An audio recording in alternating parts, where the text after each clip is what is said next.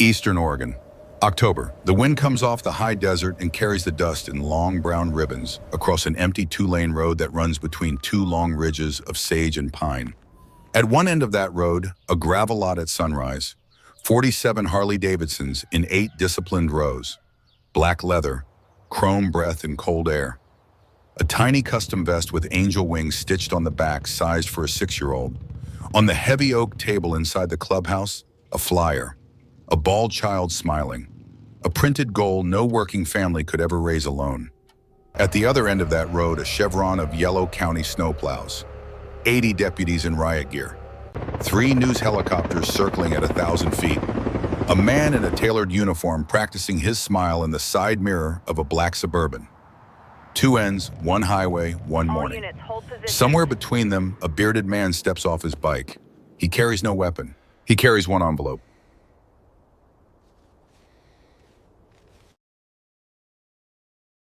Cedar Hollow did not so much sit in the high desert of eastern Oregon as it endured there, a knot of weathered storefronts and tin roofs caught between 2 long ridges of sage and ponderosa pine.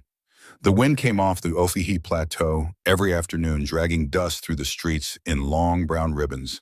And by sundown, that dust had settled on every windowsill, every hood, every shoulder. People in Cedar Hollow brushed it off without noticing the way they brushed off most things. It was that kind of town.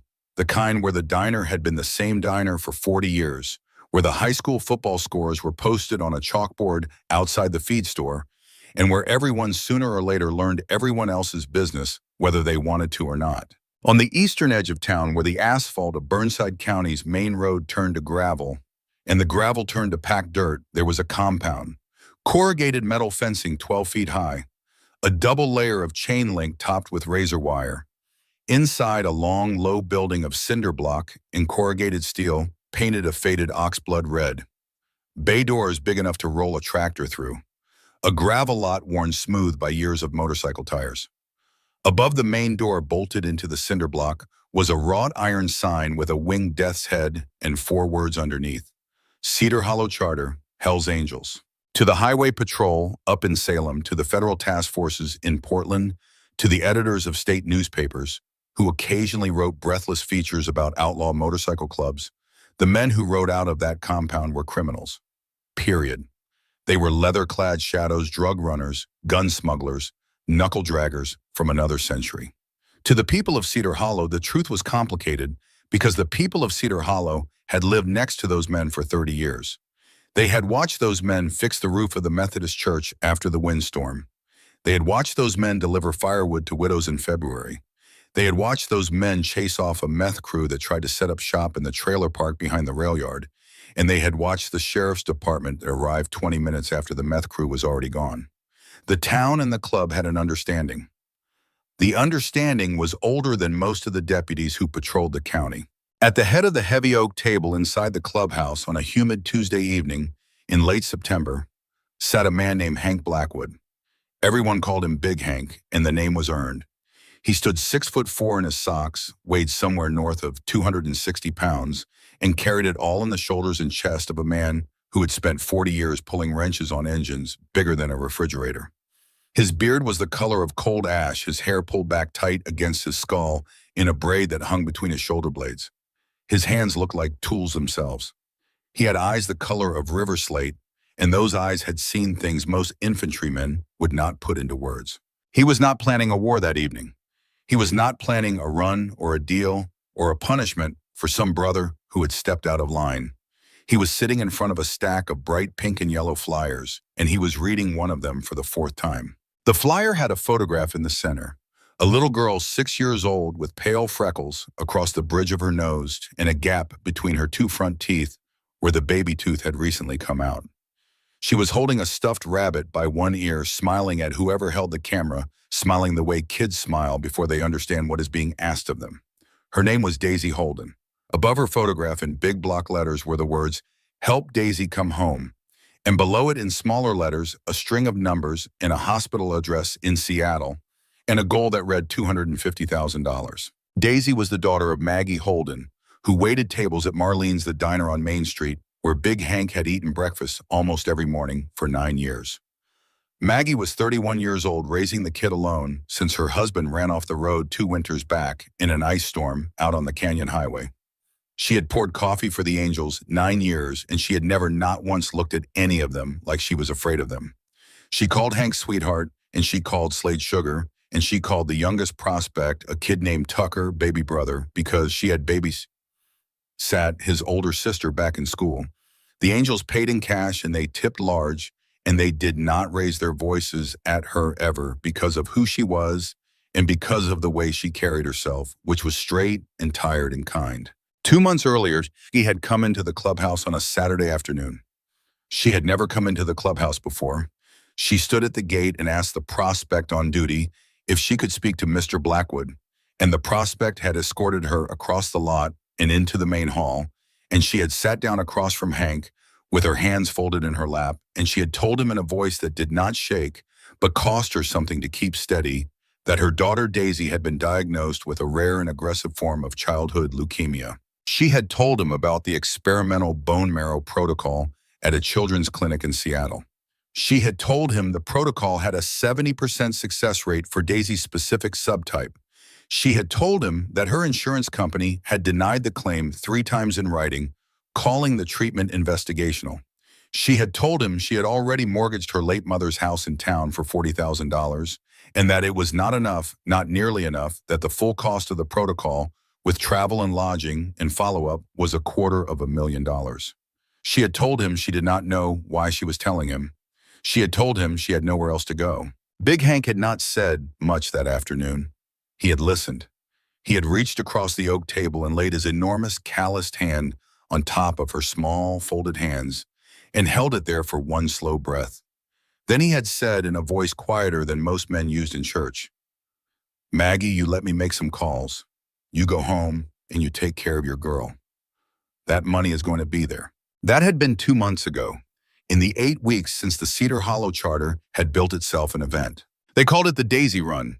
It was a charity motorcycle parade, a day-long fairgrounds barbecue, a silent auction with hand-built parts and donated guitars, and a Henry rifle from a member who had inherited it from his father. They reached out to charters in 3 states. Reno had committed 20 riders. Bend was sending 18. Coeur d'Alene was sending a dozen. Local independent clubs, the unaffiliated weekend riders, the Veterans of Foreign Wars, chapter from Vail, a Christian motorcycle ministry out of Ontario, even a cluster of antique bike collectors who restored pre-war Indians had all pledged to ride.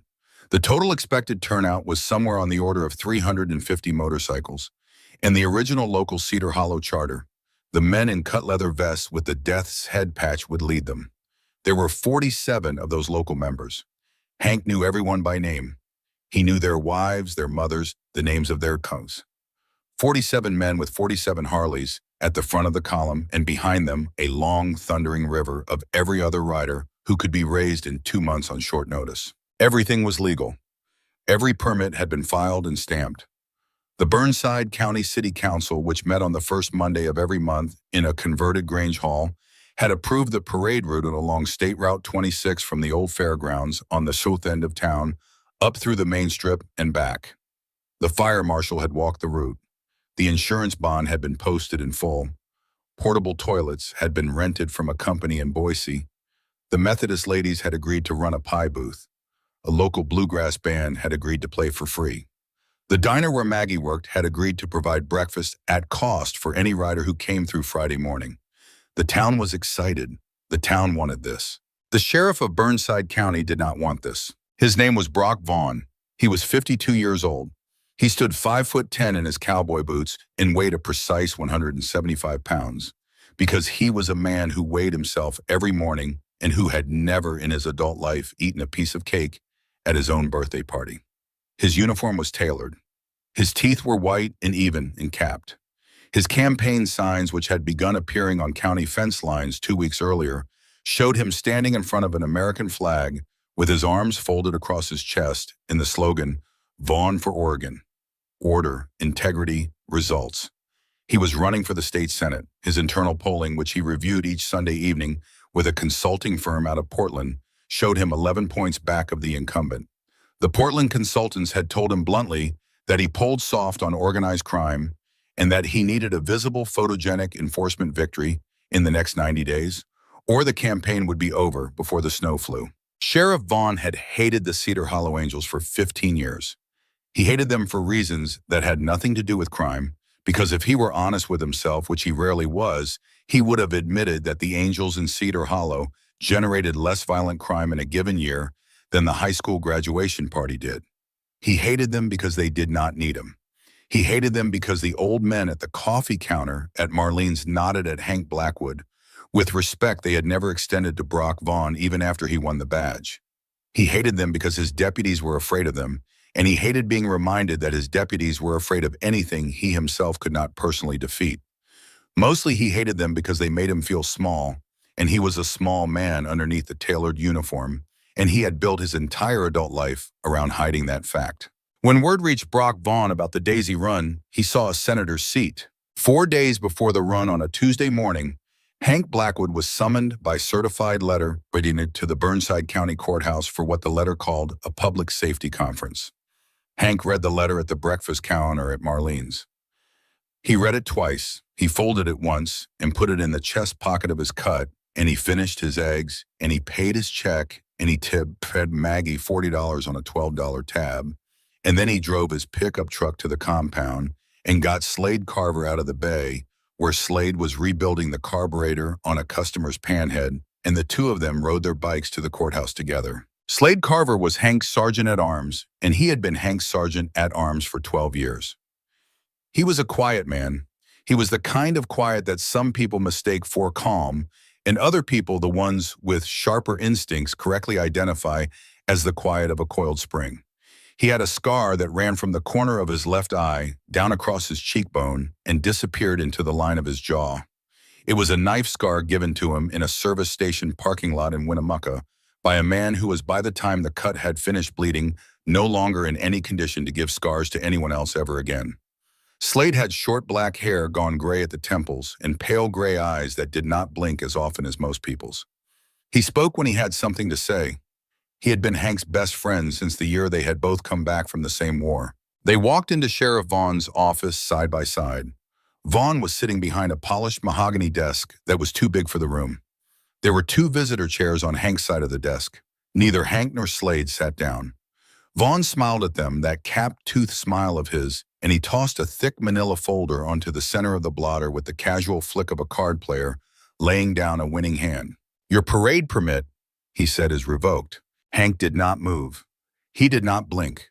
He stood with his thumbs hooked in his belt loops and looked at the folder, and then he looked at Vaughn, and his face did not change. "The city council stamped it 3 weeks ago, Brock," he said. "We paid the fees. The insurance bond is posted. The route is locked in. The fire marshal walked it. What seems to be the trouble? The county has overriding jurisdiction on State Route 26, Vaughn said, smoothly leaning back. He laced his fingers behind his head. "I have credible intelligence from a confidential informant that rival motorcycle organizations are planning to attend your event. I cannot in good conscience permit a gang conflict to erupt on a public highway." Slade Carver took half a step forward. "There are no rival clubs coming. This is a charity run for a 6-year-old child with cancer. The Veterans of Foreign Wars is sending a color guard, Brock. The Methodist ladies are running a pie booth." "I know," Vaughn said. The smile changed slightly. Some of the political polish came off it the way a coat of cheap paint comes off a fence post in the first hard winter. "I know that, and I know you. I know exactly what you are. You are a criminal organization, Mr. Blackwood. And you have wrapped yourselves in a sick little girl this season because it makes for good press. I am not impressed. I will not be played for a fool by a man in a leather vest." He sat forward. The cap's smile was gone now entirely. There was something else underneath it, something colder than Hank had expected to see. Brock Vaughn had let the mask slip because Brock Vaughn believed he was speaking to men he was about to break, and a man does not bother with a mask in front of furniture he intends to splinter. "Listen to me very carefully, gentlemen," Vaughn said. "If you so much as roll one bike onto State Route 26 this Saturday morning, I will have 80 deputies in riot gear at the county line. I will have snow plows blocking the road. I will impound every motorcycle that crosses that line. I will arrest every man in a cut for unlawful assembly for violation of the standing gang injunction, for disturbing the peace, for whatever I can write up in the booking sheet. I will tie your club up in court for 2 years. I will bankrupt you in legal fees. There is no run on Saturday. There is no parade. There is no charity event on State Route 26 this weekend or any other weekend while I am the sheriff of this county. Go home. Tell your boys it is over. Hank did not look at Slade. He did not need to. He could feel Slade beside him going very, very still in the particular way Slade went still before something bad happened to whoever had put him in that mood. Hank reached out one hand and put it on Slade's shoulder. He did not look at his friend. He kept his eyes on Vaughn. "You're making a mistake, Brock," Hank said. His voice was quiet. It carried in the room because everything else was so silent around it. "Not because of who we are, because of why we are riding. There is a difference. You are not seeing the difference."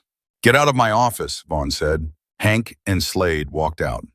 They walked down the polished hallway of the courthouse past a clerk who looked up at them and looked away, very fast, past a uniformed deputy who shifted his weight from his left foot to his right foot as they passed, and out the front double doors into the September sun. They walked across the parking lot to where their 2 bikes sat side by side, sun glinting on chrome. Slade did not speak until they were both standing next to their tanks. He lit a cigarette. His hands were not trembling, but the muscles in his forearms were jumping under the skin in a way Hank had not seen since their second tour. "What's the play, boss?" Slade said. "We don't run the blockade," Hank said. "I didn't ask if we were running it. I asked what the play was." Hank looked up the street. A grain truck was working its way north toward the highway, the driver leaning out the window to wave at someone on the sidewalk. The town was going about its Tuesday morning. The town did not yet know what had just been said inside the courthouse. The town would know by sundown because that was how towns worked. "He wants a riot," Hank said. "He wants film of us swinging fists at his deputies. He wants 30 seconds of footage he can run on a campaign commercial between now and November. If we give him violence, he wins his Senate seat and the run gets shut down, and a little girl named Daisy Holden does not get her bone marrow protocol, and she dies in Seattle in March or April. And the only thing this club ever did for her is fail her. Do you understand me?" "I understand you," Slade said. "So we are not going to give him a riot. So we are going to cancel." Hank turned to look at him. There was a smile working its way slowly across his face. It was not a kind smile. "No, brother," Hank said. "We are going to ride the run on Saturday morning at exactly the time we said we would ride it. And while we are getting ready, I am going to take that man's life apart piece by piece.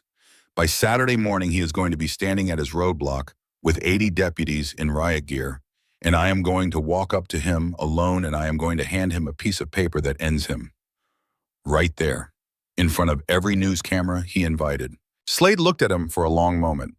He took a slow drag on his cigarette. He let the smoke out through his nose. "What's on the piece of paper?" he said. "That's what I have to find out between now and Saturday." They mounted their bikes. They kicked the engines over together. They rolled out of the courthouse parking lot side by side, and Cedar Hollow began its slow turn toward the storm. By Wednesday morning, the story of the revoked permit had reached every coffee counter in Burnside County. Marlene at the diner was on the phone with a stringer from the Boise newspaper before her first pot of coffee finished brewing.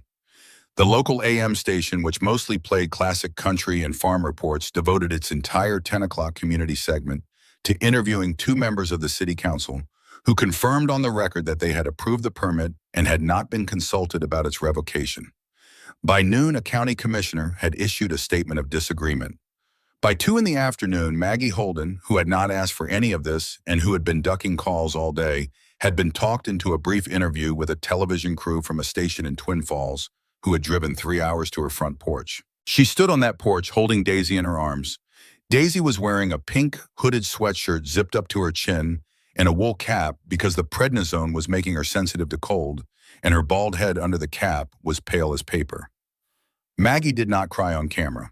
She had cried so much in the last 2 months that she did not have any tears left for a stranger with a microphone. She just looked into the camera with eyes that were too tired to be angry anymore, and she said quietly, "Sheriff Vaughn, I do not understand. These men are trying to save my baby's life. I do not understand. Please, please let them ride." The clip went up on the station's website at 6 o'clock.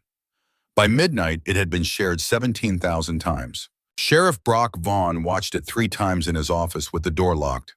Then he made a phone call to his media consultant in Portland. By 6 in the morning Thursday, Vaughn had recorded a slick statement of his own, professionally edited, in which he expressed his deepest sympathies for the Holden family and made a personal pledge to set up a county victims fund in Daisy's name once the criminal organization currently exploiting her had been forced off the streets of his county.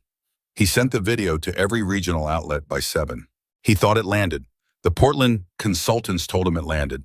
They were wrong, but he would not learn that for another 72 hours. While Vaughn was rehearsing for his close-up, Hank Blackwood was not sleeping. Hank had spent the last 15 years building a network that ran far past the men who rode out of his compound.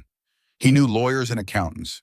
He knew a forensic auditor in Reno who had once been married to a brother out of the Nevada Charter and who still sent Christmas cards.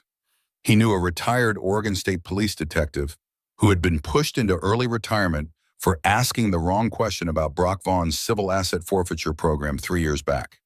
He knew a stringer at a Portland weekly who took anonymous tips for a living and who had been hunting Brock Vaughn since before Brock Vaughn announced his Senate run. Most importantly, Hank knew a man named Weston Mercer. Weston Mercer was 48 years old. He lived in a glass condominium on the 27th floor of a building in downtown San Francisco. He was a senior partner at a corporate litigation firm with 3 names on the door, and he was paid well into 7 figures a year. He drove a German sedan. He owned a vacation house in Sonoma. He had a daughter in her 2nd year at Stanford. He looked, when you saw him, in his charcoal suit and his Italian shoes, like a man who had never in his life done anything more dangerous than ride a bicycle in city traffic. 22 years earlier, Weston Mercer had been a full-patch member of the Cedar Hollow Charter. He had ridden behind Hank Blackwood for 6 years. He had walked away from the cut with permission and with no hard feelings when his wife had become pregnant with their daughter and his career had taken a particular turn that the club agreed was best served without a death's head patch on his record. He had stayed friends with Hank. He had handled the club's quiet legal work for free for 2 decades. He picked up the phone every time Hank called. He picked up the phone on Tuesday evening at 9:47 local time. "Big Hank," Weston said. There was the sound of a chair turning in the background, the faint clink of an ice cube. "Tell me what you need. I need you to do something that will take you 3 months, and I need it by Friday." There was a pause. Then Weston laughed once dryly. "Hank, there is a county sheriff up here named Brock Vaughn. He is running an aggressive civil asset forfeiture program on the highway through this county. He has been pulling out-of-state drivers over for routine stops, finding cash in their cars, and seizing the cash under suspicion of being drug proceeds. Some of that cash he is processing through the county. A lot of it I think he is not.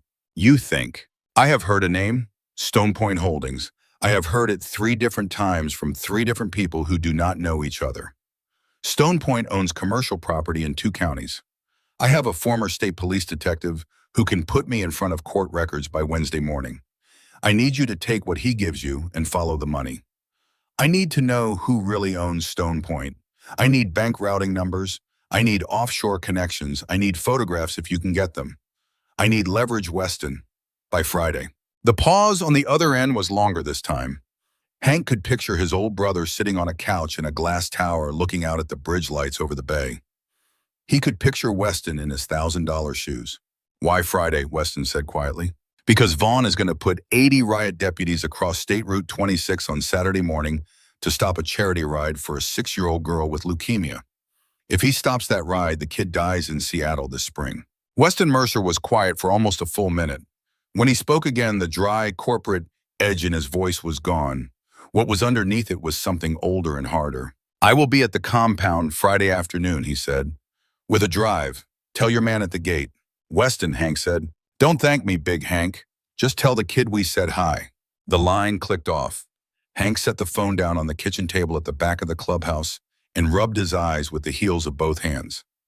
Outside in the bay, he could hear Slade explaining something to a prospect, his voice level and patient, the way it always was when he was teaching. The smell of coffee and machine oil and old cigarette smoke filled the air. 3 days. He had 3 days. Wednesday morning, Hank rode out to a small ranch house 12 miles north of town, up past the dry wash where the cottonwoods stood in 2 ragged lines along an irrigation ditch. The man who lived there was named Porter Hogan. Porter Hogan had been an Oregon State Police detective for 27 years, working organized crime and narcotics across the southeastern half of the state, and he had been pushed into early retirement 3 years earlier because he had filed too many internal memoranda asking pointed questions about the Burnside County Asset Forfeiture Program. Porter was 61. He raised laying hens, and he restored an old Bonneville in his barn, and he had a wife named Hope who made the best biscuits in 3 counties. He answered the door in a flannel shirt and reading glasses, and he looked at Hank Blackwood on the porch the way a man looks at weather coming in off a ridge. "Big Hank," he said. He stepped aside. "Come in. Hope just put coffee on." They sat at a kitchen table covered in oilcloth. Hope brought biscuits and did not stay. Porter Hogan listened for 10 minutes without interrupting. When Hank stopped talking, Porter sat for a while looking out his kitchen window at his chickens scratching in the yard. Then he stood up, went into a back room, and came back with a battered cardboard banker's box. He set it on the table between them. "I kept copies," he said. "I was not supposed to. I am not sorry." Inside the box were 3 years of internal forfeiture reports, traffic stop logs, deposit slips, a stack of incident summaries with names redacted, photocopies of 2 grand jury subpoenas that had been quietly killed before they were served, and a manila envelope of black and white surveillance photographs of a man identified on the back of each print as Lyle Dvorak, the construction company owner, who happened to be married to Brock Vaughn's older sister. Porter Hogan tapped the photographs once with his thick index finger. "The brother-in-law is the soft tissue," he said. "Vaughn is too careful to put his own name on anything. But Dvorak signs paper. Dvorak deposits checks.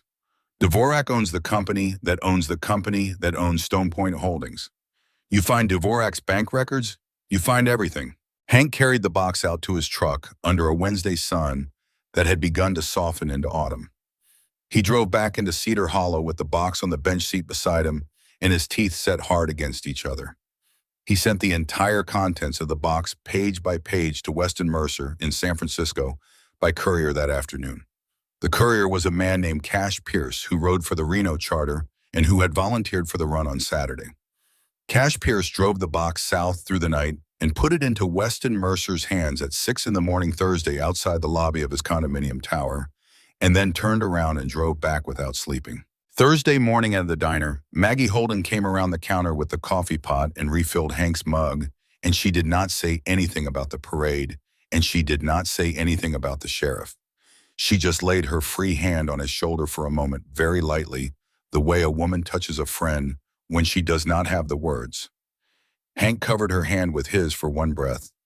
Then she went back to her tables, and he went back to his eggs, and neither of them said a thing that the old men at the counter could have repeated. That same morning, the youngest deputy in the Burnside County Sheriff's Department, a kid named Levi Briggs who had graduated from the academy in March, and who was 23 years old, and who had grown up 4 houses down from the Holden place, drove out to Hank Blackwood's compound on his lunch break. He parked his cruiser around the back where it could not be seen from the road. Slade Carver met him at the gate and walked him into the office without saying anything. Levi Briggs took off his hat and held it in both hands. "Mr. Blackwood," he said, "I need to tell you something. The sheriff has been making calls to the county line all morning. He's calling in deputies from 3 jurisdictions for Saturday. He told the briefing room yesterday afternoon, and I quote, that he wants film of a biker swinging on a deputy by 10 a.m. Saturday. He said it in front of the whole shift. I am telling you this because Maggie used to babysit me. I am telling you because my mama goes to church with her. If you ever say I came here, I will lose my job."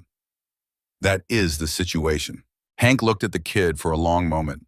Then he nodded slow. "Son," he said, "you walk back to your cruiser. You drive back to town. You eat your sandwich. Nobody saw you here. Thank you." Levi Briggs put his hat back on. He walked out the office door. Slade Carver walked him back to his cruiser without a word, and when the cruiser was gone down the gravel road in a small plume of dust, Slade came back into the office and stood in the doorway and looked at Hank. "He wants film," Slade said. "He's not going to get film," Hank said. "He's going to get a piece of paper." Slade nodded once. The corner of his mouth moved, which on Slade Carver was a smile.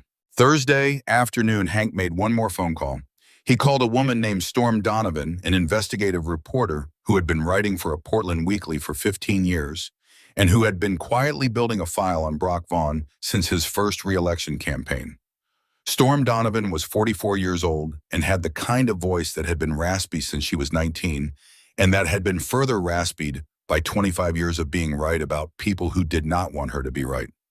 Hank told her enough. He told her to be at the staging area at the fairgrounds Friday night with a notebook and a credentialed photographer. He told her not to file anything until Saturday afternoon. She agreed before he finished asking. By Thursday evening, Hank Blackwood had 3 days' worth of work compressed into 36 hours.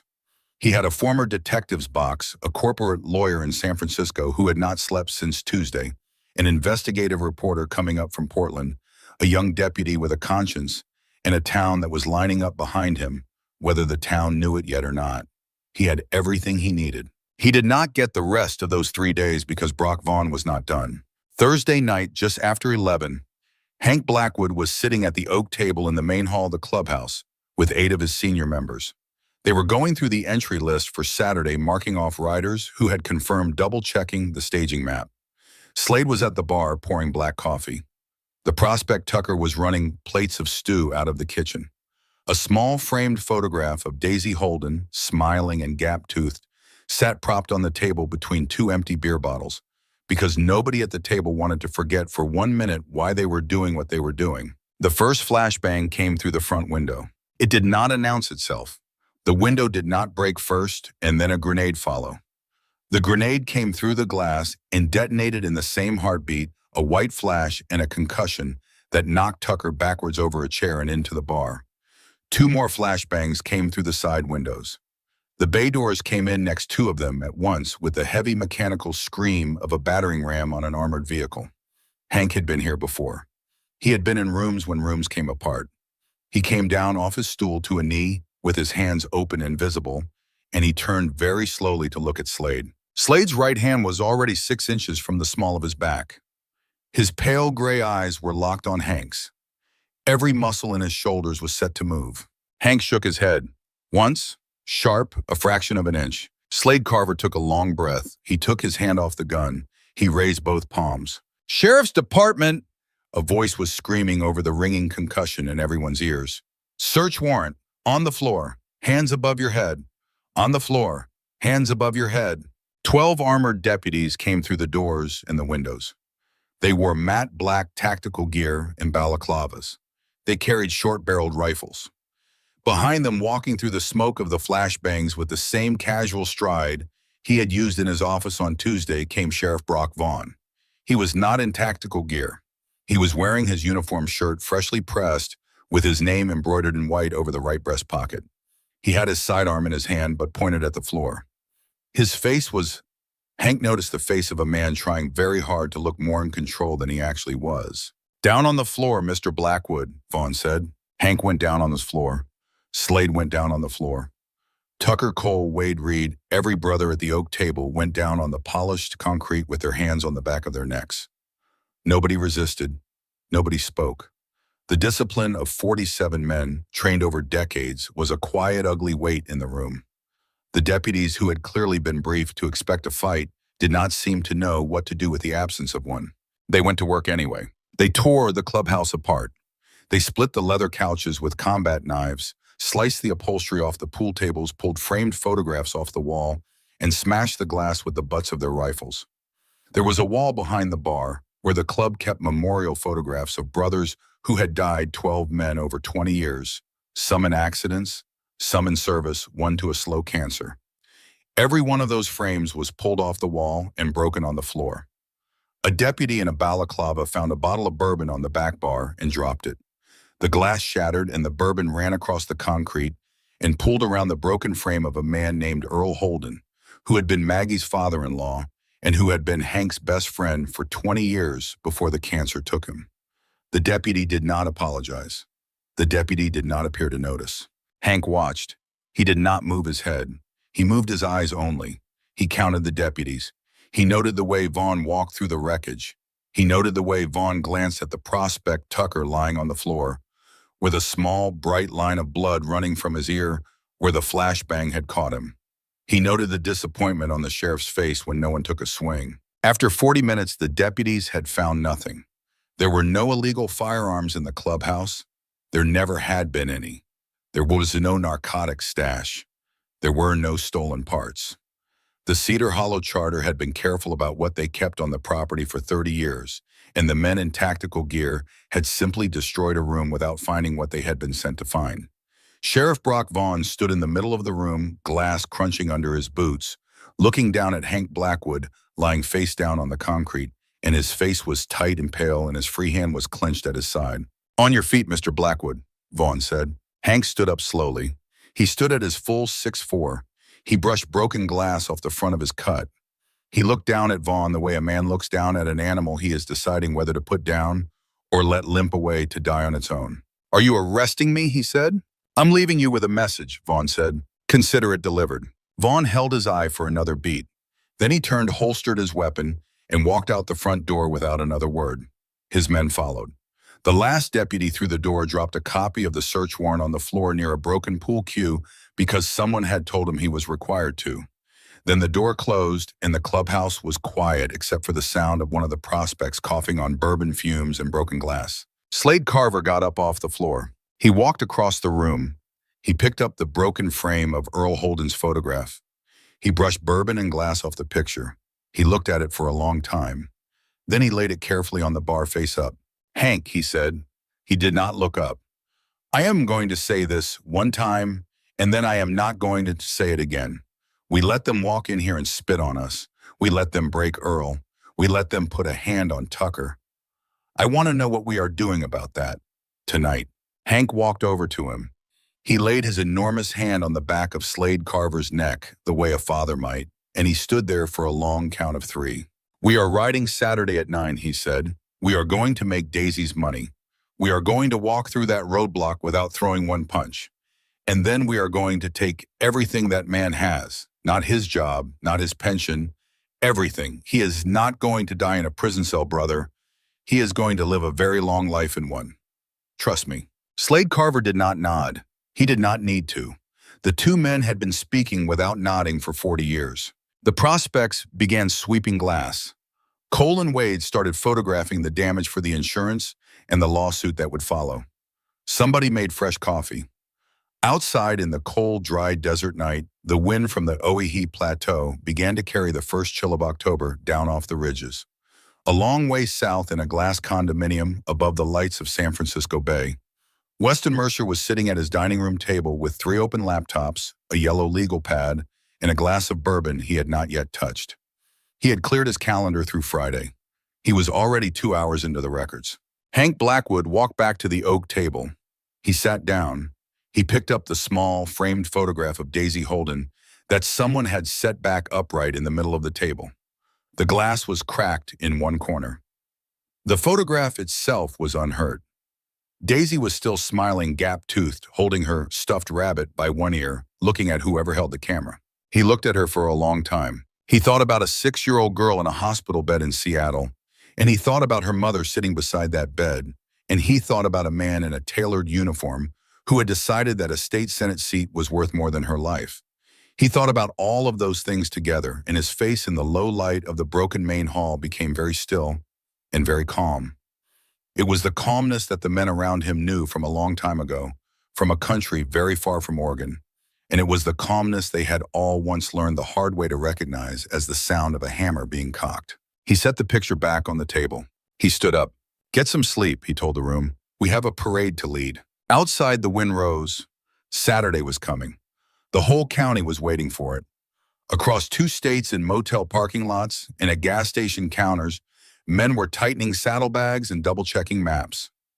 Down in San Francisco, a lawyer in his stocking feet was filling the second page of a yellow legal pad. Up at the courthouse, Brock Vaughn was on the phone with his media consultant planning his coverage. And in a quiet rented house at the south end of town, a 31-year-old waitress lay awake on her side, watching her daughter sleep under a wool cap and a thin hospital blanket, and counting the slow rise and fall of her child's breath in the dark. Friday afternoon arrived in Cedar Hollow with a low, cold sky pushing in from the northwest. The air smelled like rain that would not actually fall. By 2 o'clock, the parking lot at the old fairgrounds on the south end of town had begun to fill with motorcycles. Tents had been set up the day before long canvas pavilions for the silent auction and the barbecue and the registration table. The bluegrass band from Vail had arrived in a converted school bus and were tuning instruments under the largest pavilion. The Methodist ladies had been baking pies since 5 that morning, and the smell of cherry and rhubarb and bourbon pecan was drifting across the lot in a thin, warm ribbon that did not match the cold of the wind. Children from the elementary school had decorated a long banner that hung between two telephone poles at the entrance. The banner said, "Welcome Home Daisy," in big crooked letters, with one S put on backwards in pink, and then corrected with a red felt tip. Weston Mercer pulled into the compound at 3:47 in a rented gray sedan.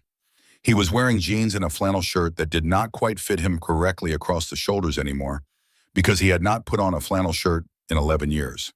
He carried a leather satchel.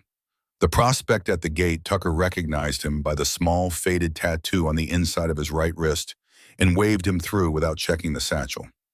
Weston parked next to Hank's pickup and walked into the back office without knocking. He set the satchel on the desk. He took out a small black hard drive. He set it next to the satchel. He took out a sealed manila envelope fat with paper and set it next to the drive. He took out a second sealed envelope identical to the first and set it on top of the first one. He looked up at Hank Blackwood, who was leaning against the cinder block wall with his arms folded. "The drive has everything," Weston said. "Originals, copies, audit trails, photographs, all of it. The first envelope is a summary, 12 pages. A federal prosecutor could indict from those 12 pages alone. The second envelope is a duplicate of the first envelope. I made the duplicate because I want one envelope to be the copy you hand to Vaughn on Saturday morning, and I want the other envelope to be in the hands of the reporter you have coming up from Portland in a sealed bank deposit box that the reporter has the key to before sunrise. So that when you hand Vaughn his copy, he understands what you can do to him, and he understands that you have already done it. He has to know he is not negotiating. He is being told." Hank looked at the two envelopes for a long moment. He picked one up and weighed it in his palm. "Talk to me about Dvorak," he said. "Lyle Dvorak owns a construction company in Ontario, Oregon. The company is named Cascade Structural. Cascade Structural was awarded 6 no-bid contracts by Burnside County in the last 4 years, totaling about $800,000. About a third of that work appears to have actually been performed. The rest was paid for. The money went out of the county general fund into Cascade Structural's operating account. From there, it was split.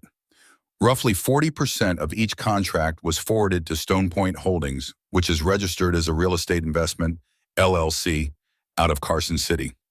Stone Point owns 3 strip malls and a self-storage facility across 2 counties. The beneficial owner of Stone Point through 3 layers of holding companies is Brock Vaughn's wife's sister, a woman who has been living in a long-term care facility in Phoenix with advanced dementia for 6 years. She has no idea she owns any of this. The accounts are managed by a power of attorney held by Lyle Dvorak. Vaughn's name does not appear on a single document. Civil forfeiture. That's the other column. Vaughn's deputies have been seizing roadside cash for 9 years under the forfeiture program. About 60% of those seizures in dollar value never reached the county finance office. They were processed through Cascade Structural as cash payments for invoiced work that did not exist, and then forwarded into Stone Point along with the contract money. Total off-book over 9 years conservatively, $2.3 million.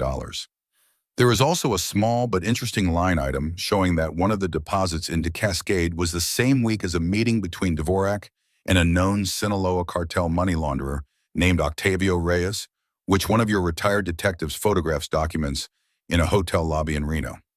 I am not saying Vaughn knows about Reyes. I am saying that when the FBI looks at this drive, the first question they will ask is whether Vaughn knows about Reyes. And the answer to that question will not be one Vaughn once asked in open court. Hank set the envelope back down. He looked at his old brother. Weston Mercer had aged in the last 72 hours. There were dark smudges under his eyes.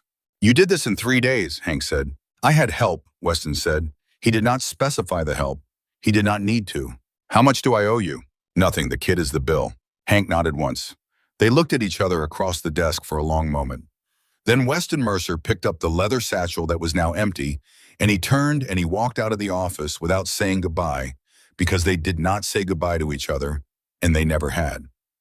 Hank heard the rented sedan start up outside. He heard it leave. He heard Tucker close the gate behind it. Storm Donovan arrived 2 hours later with her photographer. Hank handed her the second envelope and a small key on a brass ring. The envelope she put inside her jacket. The key she put on a chain around her neck. She did not ask what was in the envelope. She had already guessed. "Tomorrow at the staging area at 8, she said. "I want to be next to your sergeant when you walk up to the line." "Done." She nodded once. She left. Hank stood in the dark parking lot of the compound for a long time, listening to the sound of the wind in the corrugated fencing and the distant rumble of an engine being tested somewhere behind the bay doors. He went back inside. He drank coffee. He did not sleep that night, but he lay down for 2 hours with his eyes closed because he knew the body needs that even when the mind cannot quiet. Saturday morning came clear. The cold front had moved through overnight, and the sky over Cedar Hollow was a deep washed blue without a cloud anywhere in it. The temperature at 6 was 38 degrees. By 8, it was up to 52 with the kind of dry, brilliant sunlight that the high desert gives you in October, the kind of light that makes every piece of chrome look as though it has been struck. And Maggie Holden arrived at the fairgrounds at 7:45 in her old Toyota, with Daisy buckled into the booster seat in the back. Daisy was wearing her pink hooded sweatshirt and a tiny black leather vest that the club's seamstress, a woman named Bonnie Mercer, who was no relation to Weston, had stitched specifically for her with her name embroidered in white on the chest, and a small set of angel wings on the back over the words "Lil Sister." Daisy was holding her stuffed rabbit by one ear and looking up at her mother with the patient, careful eyes of a child who has been in too many hospital rooms. A roar like a long, slow wave breaking on a beach rose from the fairgrounds parking lot as Maggie carried her daughter through the gate. 347 motorcycles, every one of them with the engine off, sat in 8 perfect rows behind the staging gate. 47 of those motorcycles, the lead column, belonged to the Cedar Hollow Charter. Behind them in disciplined formation were the Reno Riders, the Bend Riders, the Coeur d'Alene Riders, the Veterans of Foreign Wars, Color Guard. On 3 trikes with American flags mounted at the back, the Christian Motorcycle Ministry from Ontario. In their patched white vests, the antique Indian collectors in their period-correct goggles. They had not started their engines. They were waiting for Hank Blackwood to start his. Hank walked Maggie and Daisy to the front. He lifted Daisy out of her mother's arms as easily as if she had been a kitten, and he held her on one forearm, the way a man holds a child he has held many times before, and he walked her up and down the front row of bikes so that every rider in the lead column could see her and could remember why he was riding. He did not need to say anything. Daisy looked at the men with quiet interest holding her rabbit, and a few of the older bikers had to look away. He handed her back to Maggie at the start of the staging row. He bent down to her eye level. "Daisy," he said in a voice none of the other men could hear, "your mama's going to take you home after the parade goes. You are going to take a nap, and you are going to eat a piece of cherry pie. Tonight we are going to give your mama some money so she can take you to Seattle." "All right." Daisy considered him. She nodded once gravely. "Mr. Hank," she said, "are the policemen going to be mad?" Hank held her small gaze for a long beat. Then he smiled at her, a real smile, the kind the men around the oak table had not seen on his face in years. "The policemen are going to be just fine, sweetheart," he said.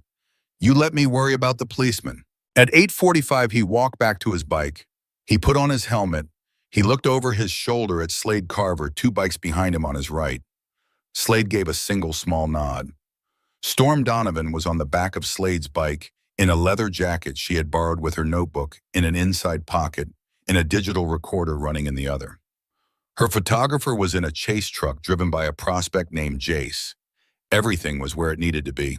Hank kicked his engine over. The sound was for a single instant the only motorcycle running in the fairgrounds. Then 46 other engines in the lead column kicked over within a second of his, and then the 300 behind them, and the sound that filled the Eastern Oregon morning was not noise anymore, but weather. It was the weather of 347 American motorcycles all running at idle. The pavement under their tires hummed. The metal roofs of the pavilions vibrated. The Methodist ladies who had thought they were prepared for this all reached up to steady their hats at the same time. The column began to roll. They turned out of the fairgrounds gate. They rolled north up Main Street through the heart of Cedar Hollow, past Marlene's Diner with the open sign turned to open, and every booth full of people standing at the windows with their hands flat against the glass, past the feed store, and the chalkboard with the football scores past the Methodist church where Reverend Dane Locke stood on the front steps in his cassock with one hand raised in something between a wave and a benediction. People lined the sidewalks. Some of them were crying. A lot of them were not. An old man in a Korea veteran cap stood at attention as the lead column passed him and put his hand to the brim of his cap, and Slade Carver, riding in the second row, returned the salute with one gloved hand, and the old man's wife beside him put her hand over her mouth. State Road 26 began at the north edge of town where Main Street straightened out and the buildings fell away, and the long, flat sage country opened up toward the ridges. 2 miles past the last building, the road bent slightly to the east. Around that bend was where Sheriff Brock Vaughn had set his line. He had brought everything. 5 county snowplows had been parked in a staggered chevron across the highway, their yellow paint dulled with road dust, their plow blades raised. Behind the snowplows stood 83 deputies in full riot gear. Black helmets, polycarbonate face shields, body armor, long batons. The front rank carried interlocking shields. The second rank carried beanbag shotguns. The third rank 12 men carried less lethal pepperball launchers. Behind the deputies were 4 armored response vehicles and 2 ambulances and a black command Suburban with the sheriff's seal on the door. And beside the Suburban stood Sheriff Brock Vaughn in his pressed uniform with a bullhorn in his right hand and a small, fixed smile on his face that he had been practicing in his bathroom mirror since 5:30 that morning. Above all of it, 3 news helicopters were circling at 1,000 feet, their rotor wash a steady percussion in the cold, dry air. 2 were regional stations out of Twin Falls and Boise. The third was an affiliate from Portland. All 3 were broadcasting live. The column of motorcycles came around the bend at 25 miles an hour. At 100 yards from the snowplows, Hank Blackwood raised his left fist over his head. The roar of 347 engines did not drop. It changed. It dropped from a forward thunder into the deep layered idling chord of a stationary fleet. The column rolled the remaining 100 yards at a steady walking pace and came to a stop in perfect synchronized formation 30 feet short of the snowplows. Nobody revved an engine. Nobody honked. The bikes simply sat there 8 rows wide and 40 deep idling. The discipline of it was to the camera crews and the helicopters above the most chilling thing they had ever filmed. Hank kicked down his stand. He stepped off his bike, he took off his helmet, and hung it on the handlebar. He began walking alone toward the police line. Sheriff Brock Vaughn raised his bullhorn. His amplified voice carried thin and sharp over the idling engines. James Blackwood, you are in violation of County Ordinance 212-7. You and your organization will disperse immediately, or you will be subject to mass arrest and the lawful use of force. This is your only warning. Hank kept walking. At 30 feet from the line, he could see the eyes of the deputies behind their face shields. Some of them were sweating, some of them were not. At 20 feet, he could see Captain Vernon Riggs, the second in command, standing 1 step behind Vaughn and slightly to his right with the radio mic of the tactical channel close to his mouth and an expression on his face that was not quite agreement. At 10 feet, Hank stopped. He raised his open hands slightly. He did not put them above his head. He held them at chest height, palms facing the deputies in the universal gesture of a man who has come unarmed. Sheriff Vaughn, he said. He did not raise his voice. The cameras above could not hear him, but Vaughn could hear him perfectly. I need you to turn off your bullhorn for a minute. Vaughn smiled. The capped teeth flashed white in the morning sun. He did not lower the bullhorn. Disperse your riders, Blackwood. Sheriff, Hank said again. I am going to reach into my vest. I am going to take out an envelope. The envelope has your name on it. I am going to hand it to you. I am asking you professional to turn off the bullhorn and look at the envelope before you decide what you are going to do next. That is all I am asking. Vaughn's smile faltered for 1/4 of a second. He recovered, but Captain Vernon Riggs behind him had seen the falter, and Hank had seen Riggs see it, and that was a piece of information that would matter later. Reach slow, Vaughn said. He clicked the bullhorn off and let it hang at his side. Hank reached slowly into the chest pocket of his cut. 6 deputies along the front rank brought their weapons up an inch, and Captain Riggs barked at them, and they lowered them again. Hank withdrew the manila envelope. He held it up so that everyone in the line could see it was paper and nothing else. Then he stepped forward, closed the last few feet of distance, and held the envelope out toward Sheriff Brock Vaughn. Vaughn did not move. The smile was still mostly there, but it was a brittle smile now, the kind of smile a man wears when he is no longer sure what is in his own hand. "What is this?" he said. "It is your envelope, Sheriff. Open it." Vaughn took the envelope. He tore it open with one finger. The first sheet inside was an executive summary that Weston Mercer had typed out at 4 in the morning, headed in bold across the top with the words Stone Point Holdings, LLC, Beneficial Ownership and Funds Flow Analysis. Underneath that heading in the next paragraph were the words Cascade Structural and the name Lyle Dvorak. Vaughn's eyes moved very fast down that page. The second sheet was a bank routing summary. The third sheet was a photocopy of a black and white surveillance photograph of his brother-in-law shaking the hand of a man Brock Vaughn had never seen in person, but whose name he had heard whispered in DEA briefings 4 years earlier with a number after it that meant 9th most wanted in the Western region. Vaughn went the color of dead ash. Not pale, ash. The blood actually left his face. The bullhorn dropped 2 inches in his right hand before he caught it. Hank stepped close to him, close enough that none of the deputies could hear what came next. The helicopters above could see the moment. Every news viewer in 3 states could see the moment, but the audio was gone. The 2 men were 6 inches apart. The camera saw a sheriff in a tailored uniform staring up into the face of a 6'4" bearded biker, and they saw the sheriff's hand begin to shake. "Sheriff," Hank said. He kept his voice low and steady and almost gentle. It was the voice a man uses to talk a frightened animal out of a corner. "That envelope is a copy. The original drive is in a safe deposit box at a credit union in Portland that I do not know the address of. A rebutter I do not know personally has the key.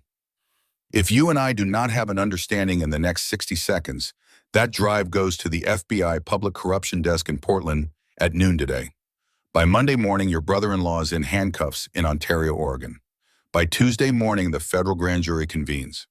By Friday, you are reading your own indictment in the newspaper. You will spend 15 years in a federal penitentiary. You will lose your pension. You will lose your house. Your wife will divorce you in the 2nd year. Your sons will not visit you. I am telling you exactly what will happen because I have looked at the timeline myself with my lawyer." Vaughn's mouth opened. No sound came out. The hand holding the envelope was shaking visibly now. The cameras above caught it. "I do not care about you, Sheriff," Hank went on in the same gentle voice. "I do not care about your campaign. I do not care about your state Senate seat. I care about a 6-year-old girl named Daisy Holden who has leukemia. I came out here to ride a parade so I can pay for her bone marrow protocol. You decided to use her dying body as a prop for your campaign. So I built a file. So now we are here. You have one decision to make. You are going to make it in the next 45 seconds. You can move those snowplows and let 347 motorcycles ride down a public highway for a charity event. And you can go home to your wife and finish your political career like a man, or you can refuse and watch every single thing you own evaporate before Thanksgiving. There is no third option. There is no negotiation. There is no apology I will accept. There is no concession I want. You move the plows or you do not move the plows. Decide." Vaughn made a sound. It was not quite a word. It was the sound a man makes when the floor of his life shifts under him by 6 inches. He turned his head. He looked at Captain Vernon Riggs. Captain Riggs did not move. Captain Riggs was looking at the envelope in Vaughn's hand. Captain Riggs had been a deputy in Burnside County for 19 years, and he had watched Brock Vaughn climb to the top of the department on a ladder Vernon Riggs did not entirely trust. And he had asked himself for 19 years whether the day might come when he would have to decide which uniform he had actually put on every morning, the badge or the man. Captain Riggs looked at his sheriff, and he saw the shaking hand, and he saw the gray face, and he did not move to help him. He stood there with the radio mic at his shoulder and waited to find out what kind of man his sheriff actually was. Vaughn understood. The understanding came through him visibly like a current. He raised the radio mic to his own mouth with a hand that was now shaking so badly the antenna rattled against his uniform shoulder board. "Command to all units," he said. The voice came out cracked and thin. He swallowed. He tried again. "Command to all units. Stand down. Move the plows. I repeat, stand down and move the plows. Open the highway." Captain Vernon Riggs, in a voice that was steady where his sheriff's had been broken, repeated the order into the tactical channel. The order traveled down the line in 2 seconds.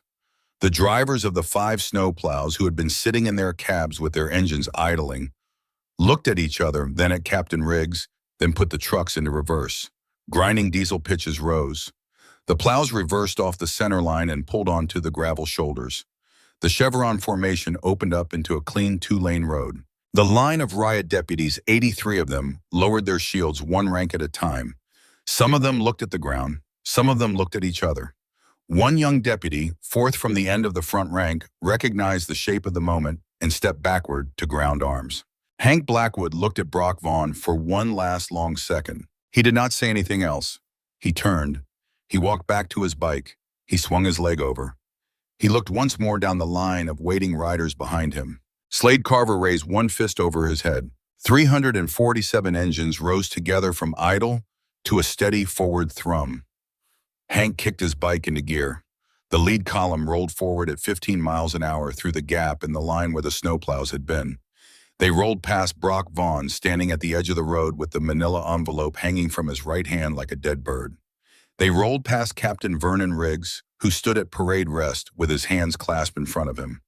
They rolled past 80 deputies in riot gear who had been told they were going to suppress a riot and who now stood watching a parade roll by. Nobody on either side spoke. The only sound was the engines and the engines and the engines. The cameras above caught all of it.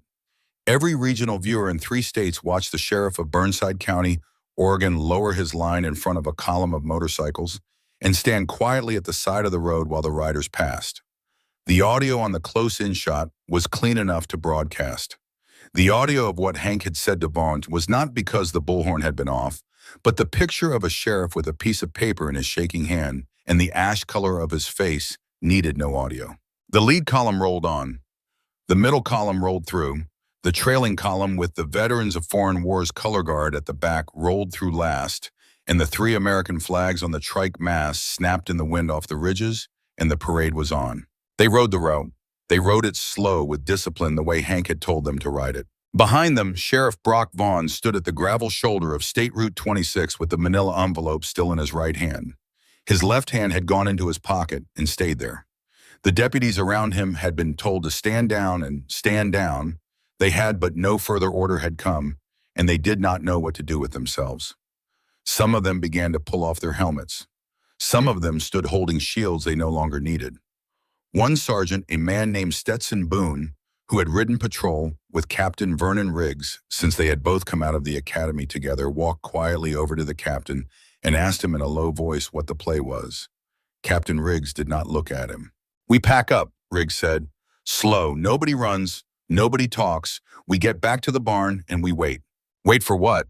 "For the sheriff to tell us what just happened, if he does." Stetson Boone looked over at Vaughn, who had still not moved. He looked back at Captain Riggs. "Captain," he said, "whatever is in that envelope." "I know," Captain Riggs said. "Pack up." The 2 of them and the second sergeant moved through the riot line in a careful triangle, giving the orders in quiet voices that did not carry to the news helicopters above. Snowplows were keyed up and driven back toward the county garage. Armored vehicles were pulled into a staging line. The ambulances, which had not been needed, peeled off toward town in a slow tandem. Captain Riggs walked the line himself, telling deputies one at a time to load up, and not one of them gave him an argument. They had all seen the sheriff's face. They had all seen the shaking hand. They were not stupid men. They were waiting, as Riggs had said, to find out what had happened. Brock Vaughn finally moved at 10:37 in the morning. The lead column of motorcycles had been out of sight around the bend for 30 minutes. He folded the manila envelope in half, then in half again, and pushed it deep inside his uniform jacket against his ribs. He walked across the gravel to the Black Command Suburban. He climbed into the back seat. He did not say a word to the driver. The driver, a kid named Dawson Briggs, who was Levi Briggs' older brother and who did not know what his little brother had done 2 days earlier, looked into the rearview mirror at the sheriff's face and decided to drive in silence to wherever the sheriff wanted to be driven. They drove to the courthouse. Vaughn went into his private office. He locked the door. He pulled the blinds. He sat down at the polished mahogany desk, and he did not move for 2.5 hours. And Dawson Briggs sat outside the door, pretending he could not hear the small, dry sound the sheriff made every once in a while, which was not quite crying and not quite laughing. A mile and a half south, the column was rolling through the heart of Cedar Hollow. They came up Main Street between the lines of people on the sidewalks. The Methodist Church was emptying out from a special service Reverend Locke had called that morning. The hardware store had closed its doors so the owner could stand on the front step with his apron still on. At the corner of Main and 4th, an old woman with white hair under a headscarf, a woman everyone called Miss Fay, who had taught 4th grade in Cedar Hollow for 41 years, stood with her hand over her mouth as the lead column passed. She had taught Brock Vaughn in the 4th grade, and she had taught Hank Blackwood, and she had taught Slade Carver, and she had taught Maggie Holden, and the parade went past her and she did not lower her hand from her mouth until the last bike was gone. 2 blocks south of the diner, Marlene had locked the front door and stood on the sidewalk in her apron with a coffee pot in one hand. She did not pour any of it. She just held it.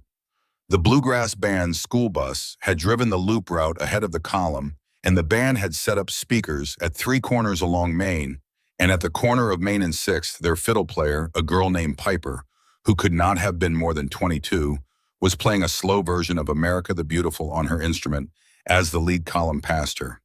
She kept her eyes closed while she played. The bow did not waver.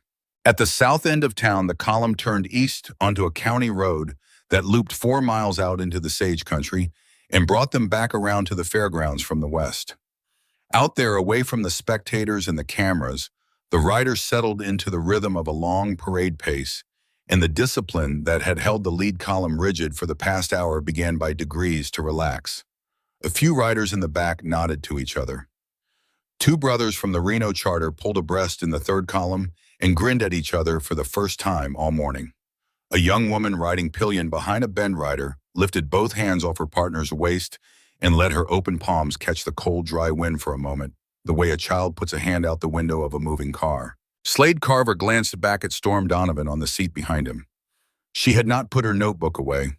She had it open in her lap, and she was writing without looking down one steady line at a time, the way reporters write who have been doing it for 25 years.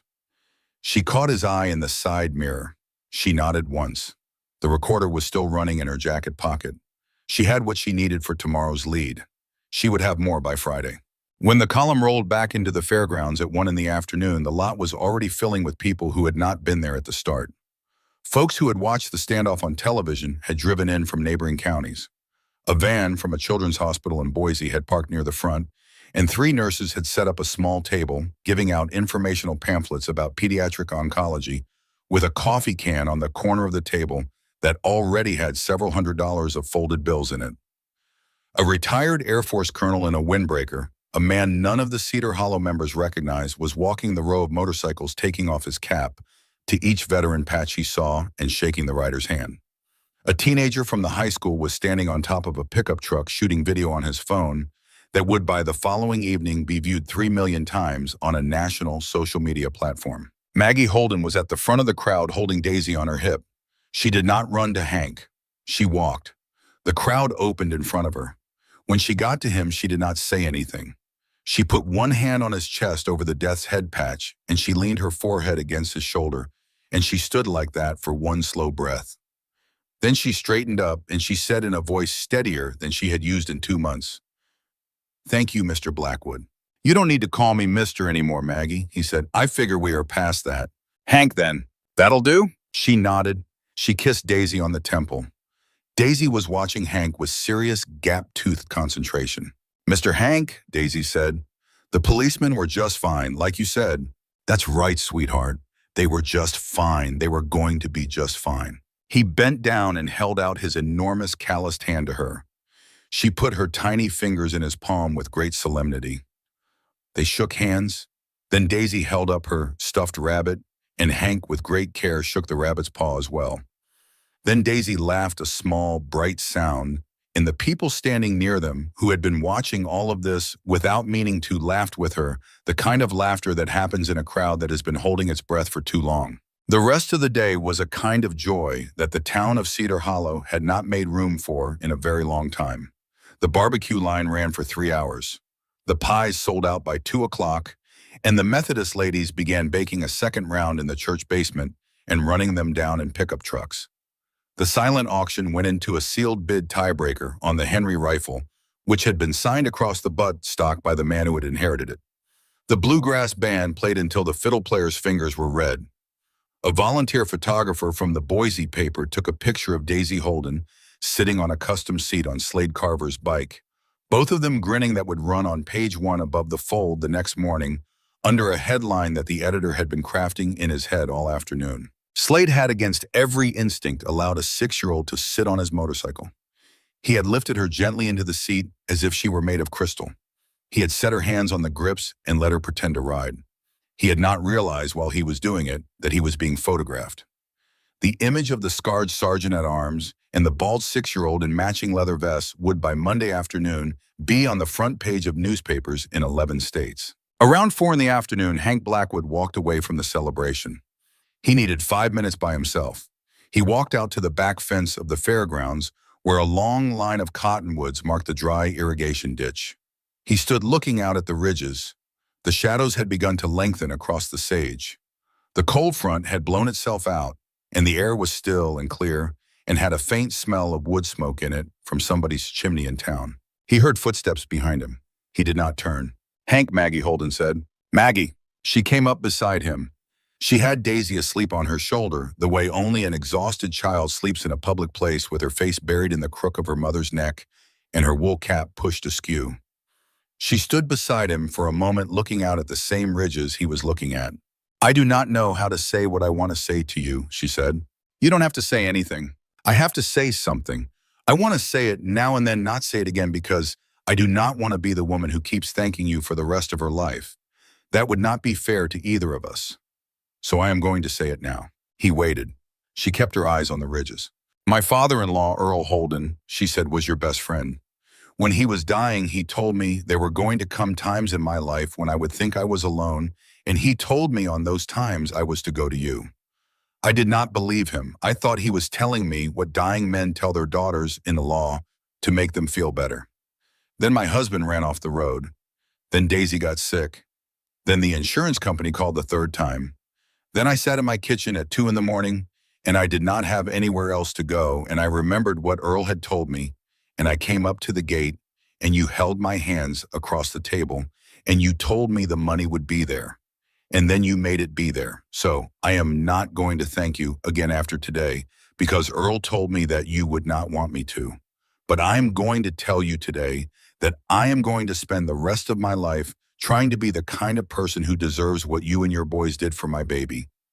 That is all." Hank Blackwood did not look at her for a long moment. The sun was very low over the western ridge. "Maggie," he said, "Earl Holden was my best friend for 20 years. I broke down at his funeral. I have not spoken his name out loud in this town since the day we buried him, because I could not.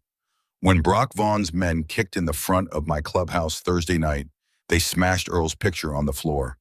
The bourbon ran into his face. I have been carrying that picture with me since. It is in my saddlebag right now. So when you talk about Earl, you understand. He sent you to me. I would have gone through 40 roadblocks for that little girl just because she is innocent. But knowing she was Earl's granddaughter, Maggie, there was nothing in this world that was going to keep us off that highway. Nothing, you hear me?" She did not answer for a while. "I hear you, Hank." He nodded slowly. He kept his eyes on the ridges because he did not trust his face quite yet. They stood there in silence for another minute. Then Maggie shifted Daisy gently on her shoulder, and the little girl made a small sleeping sound, and Maggie smiled in the way mothers smile at the sound of their sleeping children. "I am going to take her home," she said. "She is wrung out. We are leaving for Seattle Tuesday. You need a ride to the airport. Bonnie said she would drive us." "Bonnie will drive you?" "And 2 of the prospects will drive a chase truck behind her. And one of the senior brothers is going to fly up the day before and meet you at the hospital. His name is Cole Donovan. He will be the one carrying the duffel bag with the money in it. He hands it to the hospital business office and gets you a paid-in-full receipt before he leaves the building. You understand?" She closed her eyes for 1 second. "Thank you, Hank. You said you weren't going to thank me again." "I know." She walked back toward the lights of the fairgrounds with her sleeping child on her shoulder. Hank Blackwood watched her go until she had merged into the crowd, and then he stood by the cottonwoods alone for a few more minutes, and then he went back to the celebration. At 6 o'clock, Slade Carver climbed onto a small wooden stage set up at the edge of the parking lot. He held a microphone in one hand and a novelty check the size of a bed sheet in the other. The crowd quieted. "Cedar Hollow," Slade said. His voice was as flat and rough as the wind off the plateau. "This morning somebody tried to tell us we couldn't ride. They tried to tell us this town does not care about a sick little girl. They were wrong. Today, between the entry fees and the silent auction and the donations, the Daisy Run has raised $311,000. The fairgrounds came apart. People hugged. People wept. Maggie Holden sat down on a folding chair near the front because her knees did not hold her. Daisy Holden, sitting on her mother's lap with her stuffed rabbit, looked up at the wave of human noise around her and laughed a small, high real laugh, the kind a 6-year-old laughs when she's in a room full of safety. Big Hank Blackwood watched it from the back of the crowd. He was leaning against his bike with his arms folded. He had not eaten anything since 6 that morning, and he was tired in a way he had not been tired in years. But there was a small, clean satisfaction in him that he allowed himself for the duration of one beer. He drank it slowly. He watched the little girl laugh. Then he set the empty bottle down on the gravel beside his boot, and his face went still because the small, clean satisfaction had cost him about 3 minutes of the war, and the war was not over. Sheriff Brock Vaughn had backed down on live television. $311,000 had been raised. A child was going to Seattle. All of that was true. But Hank Blackwood had not built that envelope and made all those calls and ridden through that roadblock to humiliate Brock Vaughn for 30 seconds on the evening news. He had built it to put the man in a cage. The cage had not yet closed. A cornered animal that has lost a public confrontation does not become safer. It becomes more dangerous because now it has nothing left to lose except the prison sentence it knows is coming. Hank Blackwood pushed off from his bike. He walked across the gravel lot to where Slade Carver was standing with a paper plate of barbecue in one hand and a paper cup of coffee in the other. "Brother," he said low, "we are not done." Slade chewed and swallowed. He looked over the rim of his coffee cup at the celebrating crowd. "I figured," he said. "What's next?" "Next, we let him think he won. We let him drink for 3 days. We let him decide he is safe. And then on Friday night, in front of every donor and every reporter he has invited to his campaign launch at the country club, we drop the rest of it." Slade nodded slowly. "How?" "Weston is calling Portland on Monday morning. The FBI Public Corruption Desk is going to receive a hand-carried drive on Wednesday. Special agent named Raymond Pierce, career task force man. He has been waiting for this file for 4 years. He just does not know it yet." Slade looked at him for a long moment. Then he raised his coffee cup very slightly, the smallest possible toast. "To the cornered animal," he said. "To the cage," Hank said. They stood there together as the sun went down behind the western ridge and the fairground lights came on one string at a time, and a 6-year-old girl with no hair under her wool cap laughed in her mother's lap in the middle of the long, warm sound of a town that had remembered for one whole afternoon who it actually was. Brock Vaughn spent Saturday night locked in his private office at the courthouse, drinking bourbon out of a glass tumbler he kept in a drawer next to a Bible he had not opened in 12 years. He shredded paper for 4 straight hours. He shredded calendars, expense reports, notes scrawled on legal pads in his own handwriting, a small ledger he had kept in his bottom drawer for 6 years, 2 backup thumb drives from his personal computer, and a leather diary that his wife had given him for Christmas in 2019. By 2 in the morning, his hands were covered in paper dust, and he had convinced himself, in the way a small man convinces himself of things he needs in order to sleep, that he had cauterized the bleeding. He had not. The bleed was in San Francisco and Portland, and in a credit union safe deposit box he could not have found if he had been given a year and a flashlight. But Brock Vaughn was not a man who responded well to facts that did not fit the picture he needed of himself, and by Sunday morning he had begun to construct a new version of Saturday in his head. In the new version, he had made a brave tactical decision to de-escalate a potential confrontation. In the new version the envelope contained, he was almost sure, a lot of bluff and a few low-grade documents any competent defense lawyer could explain away. In the new version, Hank Blackwood had won a chess piece, not the game. He spent Sunday at home with his wife. Her name was Karen Vaughn, and she had stopped paying close attention to her husband around the time he had bought a second cell phone he kept in the glove compartment of his unmarked truck. She made him pancakes. She did not ask him about Saturday. He did not bring it up. Monday he showed up at the courthouse at his usual time. He made his usual rounds. Captain Vernon Riggs was not in the building. Riggs had filed for a personal day on Sunday afternoon by email. Vaughn noted this. He filed it away. He went into his office and called his media consultant in Portland and spent 40 minutes spinning the consultant a version of Saturday in which the sheriff had triumphed by choosing peace.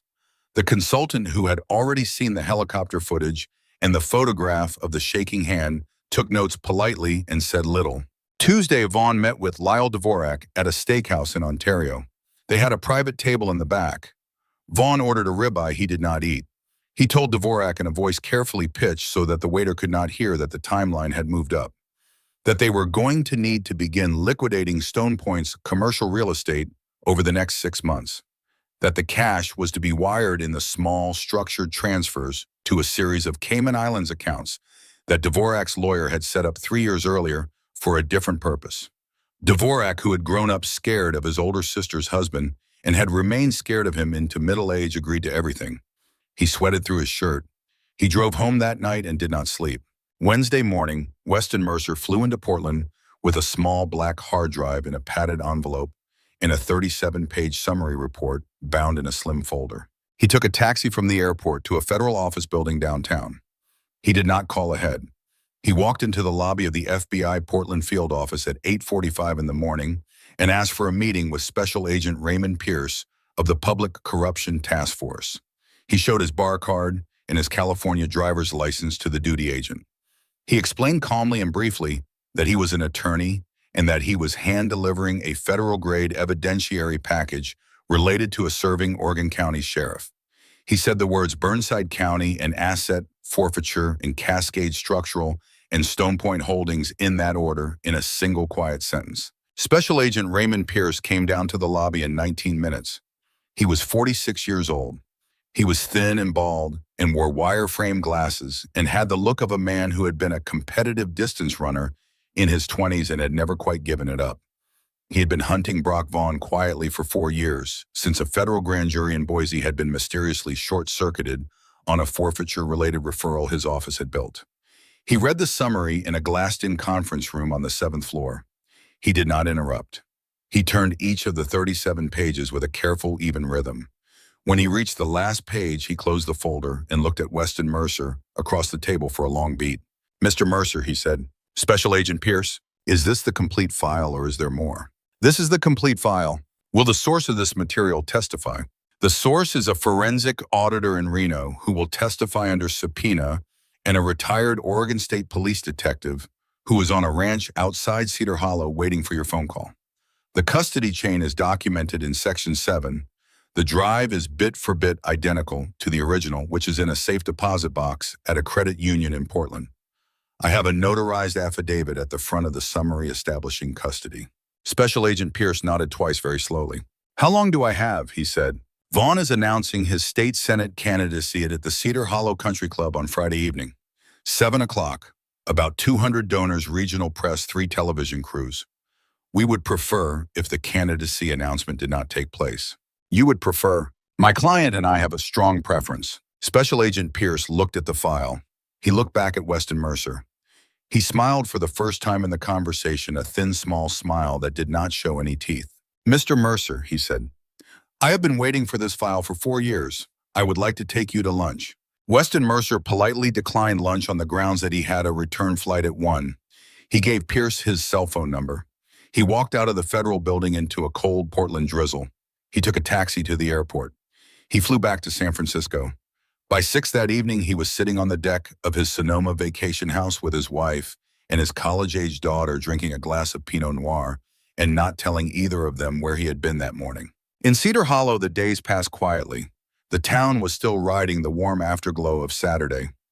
The photograph of Slade Carver and Daisy Holden on the motorcycle had run on the front page of the Boise paper Sunday morning and had been picked up by a wire service Monday, and was by Tuesday morning on the front page of a paper in upstate New York that had nothing to do with anything but like the picture. Maggie Holden had begun packing for Seattle. Bonnie Mercer drove her to the airport in a club pickup truck on Tuesday at 6 in the morning. 2 prospects followed in a chase truck.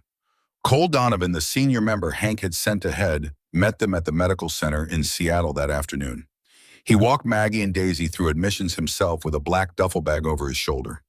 He sat with the hospital business office for 40 minutes while the wire transfer for the full balance of Daisy's treatment cleared into the medical center's account. The receipt printed in triplicate. Cole folded one copy and put it in Maggie's hand. Then he sat with her in the waiting room while Daisy was taken back for her first round of evaluations. Sheriff Brock Vaughn, by Thursday evening, had convinced himself completely that he was safe. He spent Thursday afternoon being measured for a new suit.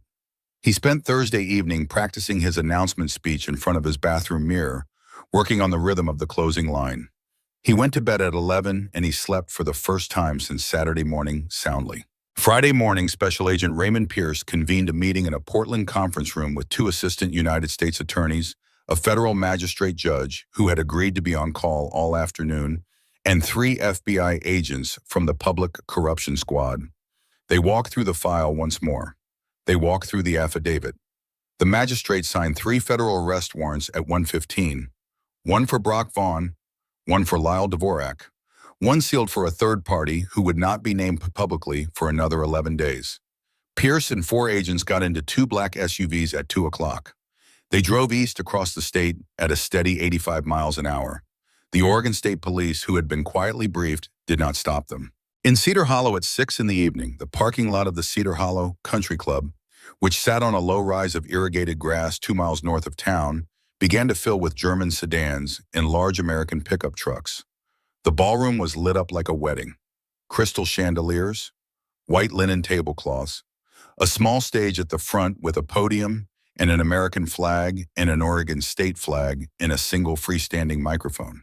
The donor list ran 193 names. 3 television crews had set up tripods at the back of the room. Brock Vaughn arrived at 6:40 in his new charcoal suit. His wife was on his arm. He worked the room for 20 minutes, shaking hands, laughing politely, making the small, specific compliments to large donors that he had been practicing for weeks. At 7:02, he stepped to the microphone. "Friends," he began. He let the word hang for a beat the way his media consultant had taught him to. "Neighbors, fellow Oregonians, we live in a time of unprecedented challenges. We face a rising tide of lawlessness, of cynicism, of organizations and movements that have come to believe they are above the rules that govern a civilized society. Tonight, I want to talk to you plainly and from the heart about what I intend to do about that." The double doors at the back of the ballroom swung open. 3 men in dark suits walked in. The lead man was thin and bald and wore wire-frame glasses.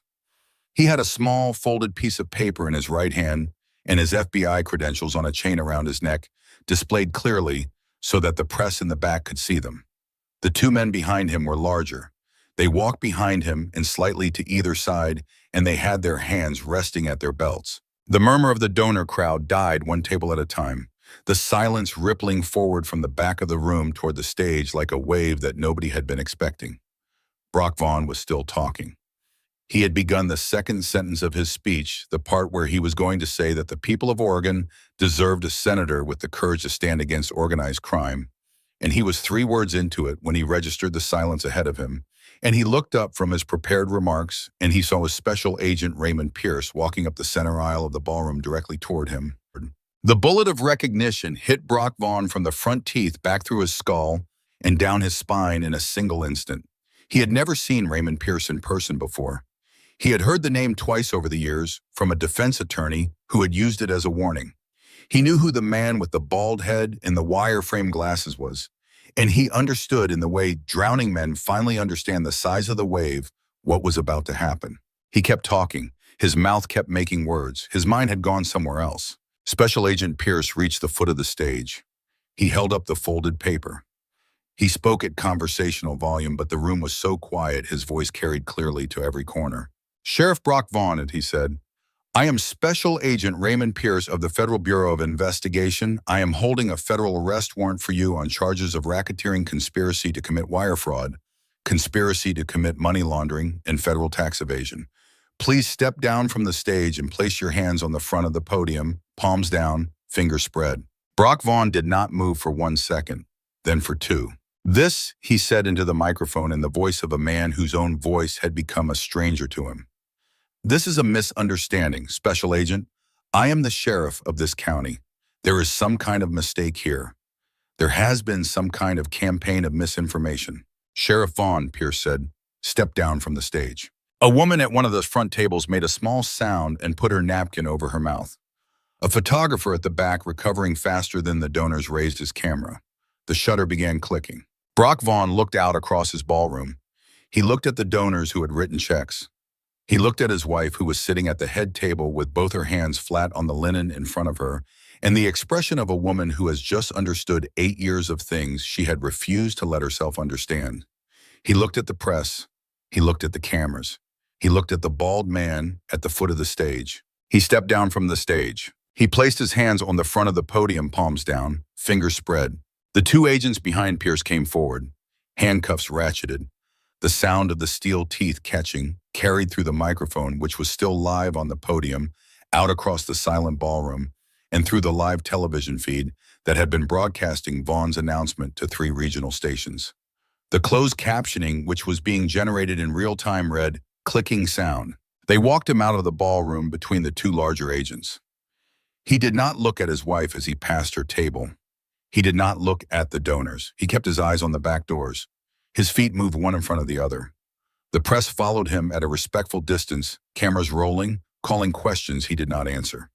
The valets in the lobby stepped back to clear a path. The autumn night air outside hit him in the face like a hand. He was placed in the back of an unmarked black SUV. The door closed. The SUV pulled out of the country club parking lot and headed west. The press cars scrambled. The headlights of the 2-vehicle FBI convoy disappeared down the county road in the direction of Interstate 84. Across town, in the rebuilt main hall of the Cedar Hollow Charter Clubhouse, Hank Blackwood and Slade Carver were sitting at the oak table listening to a portable radio. The front windows had been replaced with new double-pane glass 2 days earlier. The leather couches had been recovered. The pool tables had been refelted. Earl Holden's memorial photograph, the glass cracked, but the picture itself unharmed, had been reframed and rehung in its original spot above the bar. The radio was tuned to a Boise station. A news anchor's voice, slightly out of breath, was reporting that Sheriff Brock Vaughn of Burnside County had just been taken into federal custody at his own campaign launch event. Slade Carver took a long pull from a bottle of beer. "Well," he said, "I guess his speech is going to be cut a little short." Hank Blackwood let out a low, rumbling chuckle. "He said he was going to clean up the streets," he said. "Looks like he finally got his wish." They sat there for a while listening to the radio. What followed for Brock Vaughn was the long, slow public unraveling that prosecutors love and that politicians dread. The federal indictment, unsealed Monday morning, ran 91 pages. By Monday afternoon, the regional papers had it on their front pages. By Tuesday morning, the major networks had picked up the helicopter footage from Saturday's standoff and were running it in tandem with the footage of Friday night's arrest, splicing them together into a 3-minute segment that played on a loop on cable news for most of the following week. The contrast was devastating.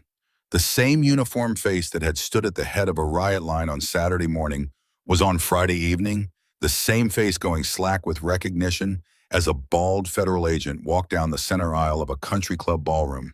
America formed its opinion accordingly. Lyle Dvorak, faced with the same evidence and his own much weaker stomach for federal prison, flipped within 72 hours.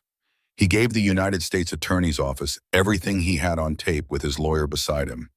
He named the deposits, the wire transfers, the meeting with Octavio Reyes in the Reno hotel lobby. He named Brock Vaughn directly in 18 separate instances. He produced a small spiral notebook that he had kept in a locked drawer in his office for 9 years, in which he had recorded every payment that had moved through Cascade Structural in a careful hand. The notebook had been, he explained to the United States Attorney, with the air of a man finally tired of being scared, his insurance policy. In exchange for the notebook, in his testimony, his sentence was reduced to 4 years in a minimum security federal facility in Texas.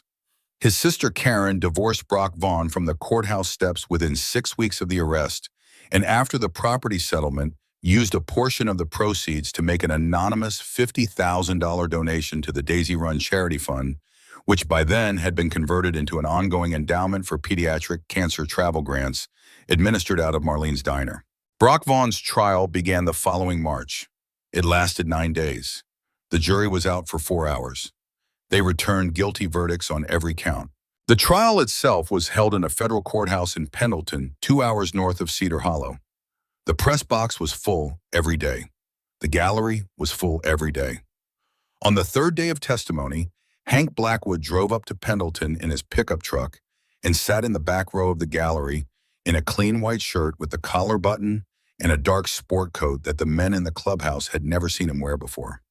He did not testify. Weston Mercer had structured the federal case carefully so that the chain of evidence ran from forensic auditors to bank records to surveillance photographs with the actual delivery of the file to Special Agent Pierce documented by sworn affidavit. The federal prosecutor did not need Hank Blackwood on the stand and had quietly preferred it that way. So Hank sat in the back row in the borrowed sport coat and he watched. He watched Lyle Dvorak testify on the fifth day. He watched Vaughn's brother-in-law walk past the defendant's table in a county jail jumpsuit with leg irons clicking softly against the courtroom floor, and he watched Lyle take the oath and answer questions about the spiral notebook for 6 straight hours. He watched Brock Vaughn at the defense table. Vaughn had aged 12 years and 6 months. His hair had gone gray at the temples in a way it had not been gray before. His tailored suits were gone, replaced by a single charcoal off-the-rack jacket he wore every day of trial. His teeth, which had been bright and capped 6 months earlier, looked yellowed under the courtroom fluorescence. He did not look back at the gallery. He kept his eyes on the table in front of him and his hands folded in his lap, and he listened to his brother-in-law dismantle the last 8 years of his life, one transaction at a time. On the 9th day after the verdicts came back, the courtroom emptied slowly. Hank Blackwood stood up from the back row. He waited near the doors as Vaughn was escorted out by 2 federal marshals.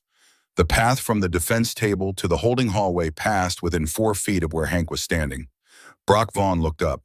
His eyes met Hank Blackwood's for the first time since the bend on State Route 26 6 months earlier. Hank did not speak. He did not nod. He did not need to. He simply looked at the man and let the looking last for as long as it took the marshals to move Vaughn the 4 feet of carpet between them. Vaughn looked away first. Hank Blackwood walked out of the federal courthouse in Pendleton, drove back to Cedar Hollow, hung the borrowed sport coat in the back of a closet at the clubhouse where it would stay for years without being touched, put on his cut, and went out to Marlene's diner for the dinner special. Maggie Holden was not there. She was in Seattle with Daisy, but Marlene poured him a coffee, and the old men at the counter nodded at him, and the world went on. The judge sentenced Vaughn to 15 years in a federal penitentiary without the possibility of parole. He was stripped of his badge, his pension, his bar membership, his state law enforcement certification, and his right to vote. The state Senate campaign was officially withdrawn before he was sentenced.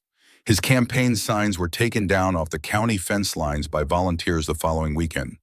A small crew of high school kids and Methodist church members worked their way up State Route 26 with screwdrivers and a flatbed trailer and pulled every Vaughn for Oregon sign down one after another and stacked them in the trailer. Reverend Locke, who supervised the operation, instructed the kids that the signs were not to be torn or vandalized, only removed. The signs were taken to the county recycling center and properly disposed of. There was no celebration. There was only the slow Saturday afternoon work of a town tidying up after a man it had finally decided to be done with. The Burnside County Sheriff's Department was placed under federal civil monitoring for 3 years. Captain Vernon Riggs was appointed acting sheriff by the county board within 72 hours of Brock Vaughn's arrest. He suspended the civil asset forfeiture program in his first week.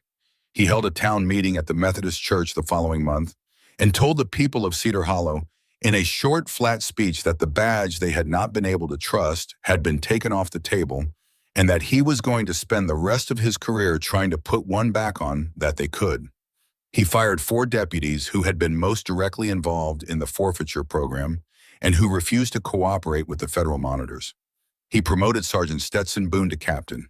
He invited Levi Briggs, the young deputy who had driven out to the compound on his lunch break, with a warning into his office and shook his hand and told him quietly that he knew what Levi had done and that it had been the right thing to do. Levi Briggs went back to patrol with his ears red and went on to make detective within 4 years. Riggs won the special election to fill Vaughn's unexpired term 6 months after Saturday's standoff. He ran unopposed. Captain Riggs, now Sheriff Riggs, began a quiet weekly practice that became over the years a small institutional fixture of Cedar Hollow. Every Tuesday at 10 in the morning, he walked over to the Cedar Hollow Charter compound with a thermos of coffee under his arm. He sat at the oak table with Hank Blackwood and Slade Carver and whoever else was around, and they drank coffee for 45 minutes, and they talked about the town. They did not always agree. Sometimes they argued.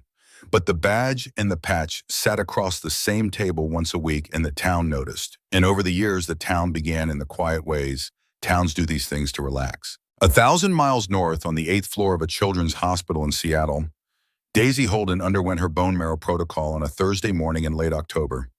The treatment was difficult. The first round was a 5-day inpatient infusion that left her so weak she could not hold up her own head for a week afterward. The recovery was longer than her mother had been prepared for. There were 2 weeks in November when Maggie Holden sat by her daughter's bed for 16 hours at a stretch, holding the small bony hand, watching the slow pattern of the IV drip on the monitor, listening to the soft mechanical breath of the ventilator they had put Daisy on briefly during a respiratory complication. Cole Donovan slept on a fold-out chair in the corner. Bonnie Mercer flew up from Cedar Hollow and stayed for 10 days doing the small, impossible tasks of laundry and groceries and rent so that Maggie did not have to leave the hospital. Reverend Locke called every Sunday after morning service and prayed with Maggie over the phone, and Maggie, who had not been a religious woman, listened, and after a while she let the prayers in. There was a moment in the 3rd week of November that Maggie would not speak about to anyone for many years afterward. Daisy's white count had crashed on a Sunday night. The lead oncologist, a tall, stooped man named Dr. Walker, had taken Maggie out into the hallway and had used the careful, guarded language doctors use when they are trying to prepare a parent for something that cannot be prepared for. He had not used the word dying. He had used the words very serious turn and not responding the way we had hoped in the next 48 hours. Maggie had walked back into the hospital room and sat down beside her daughter and put her face down on the edge of the bed beside her child's hand, and she had not cried. She had thought with a clarity she had not had since the day her husband had died that she did not believe she could survive the loss of this child. She had thought it without drama. She had simply known it. Then she had picked up her phone and she had texted one sentence to a number she had been given 6 months earlier and had never used. The sentence said, "It is bad here, Hank." Cole Donovan, who had been in the room the whole time, had taken his own phone out of his pocket and had walked outside into the hallway and had made a phone call that lasted 4 minutes. At 3 in the morning, Seattle time, Hank Blackwood walked through the doors of the 8th floor pediatric oncology ward in jeans and a black jacket over a flannel shirt.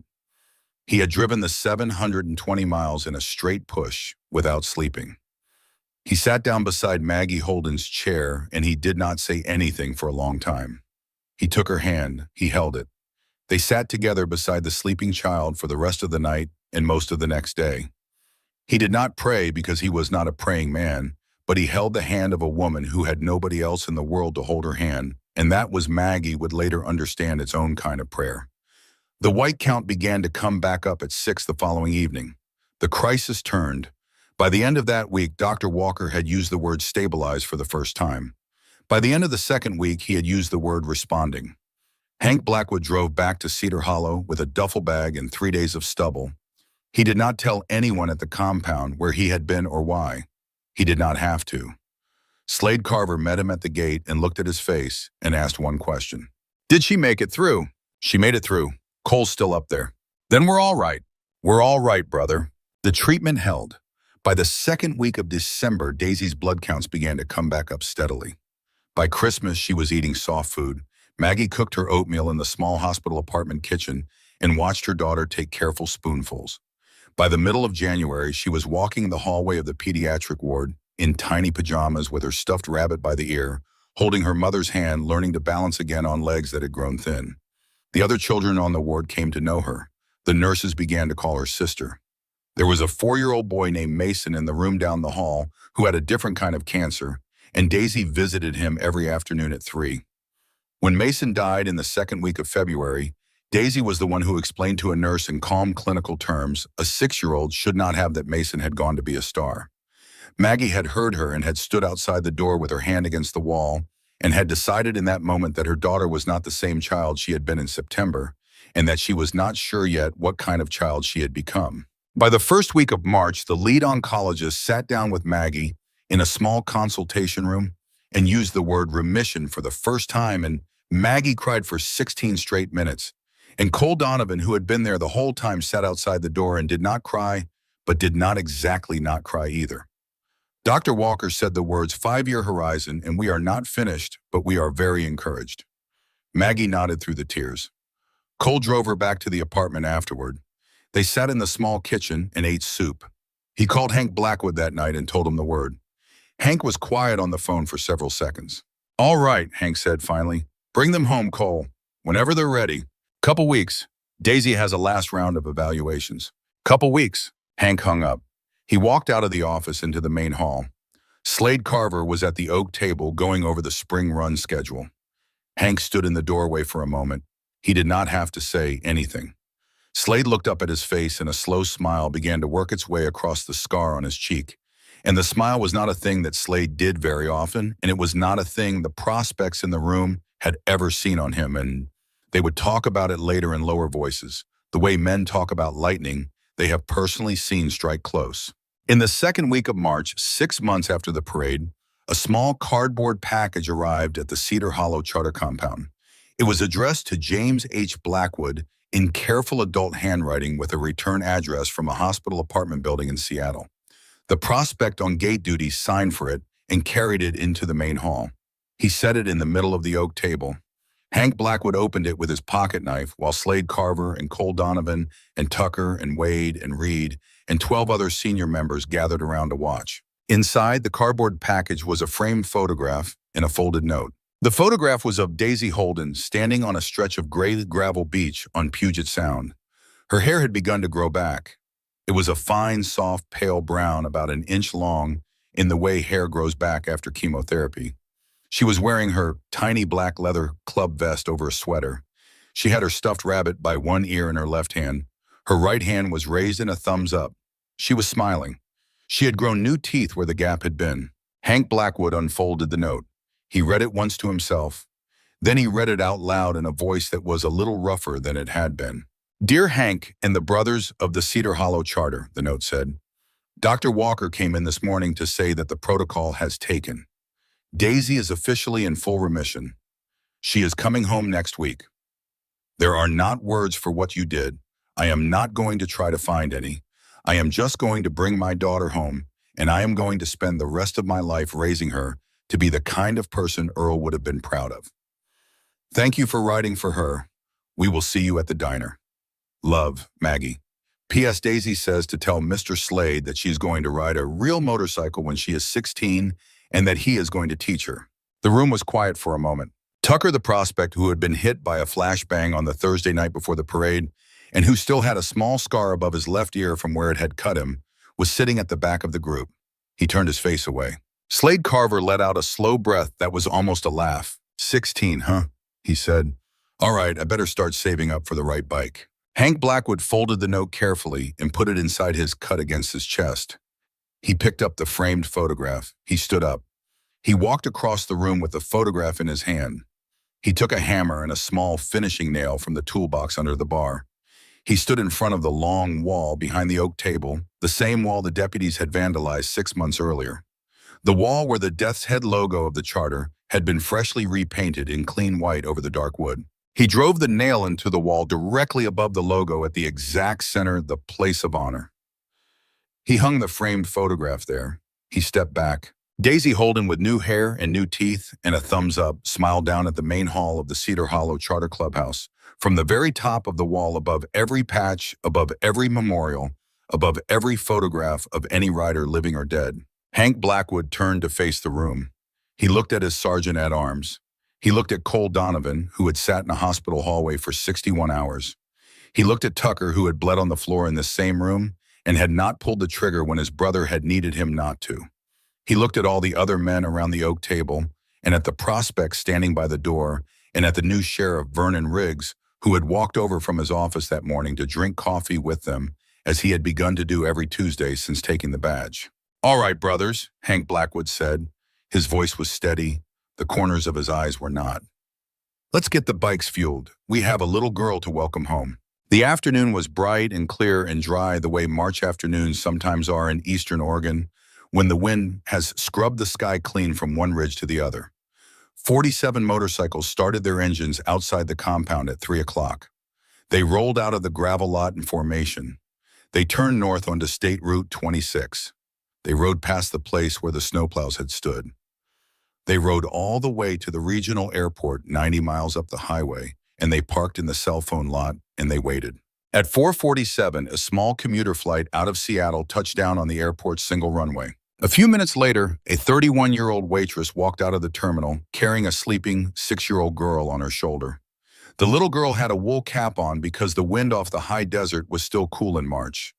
Her stuffed rabbit was tucked under her mother's arm.